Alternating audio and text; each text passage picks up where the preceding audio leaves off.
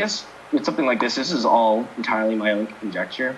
But I do believe that it'd probably be in Ripple's best interest to file as a bank and to treat those assets as any other bank would treat their assets.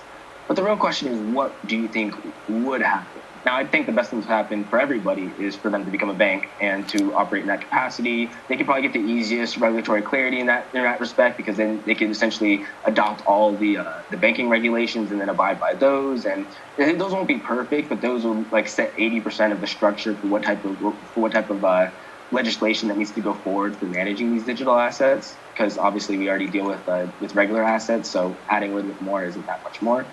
But when it comes to the escrow, it definitely seems like there are a lot of options that can happen. And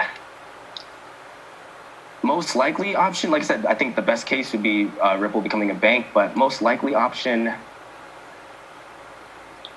it almost seems like this is the way I like to put it. It's almost as if, like, it's not that they would get it commandeered. It's more of I think the Federal Reserve, or maybe even the U.S. Treasury, who knows, may just step in and say, we will custody these assets and be able to deliberate the value to you on demand, because that's what XRP is used for.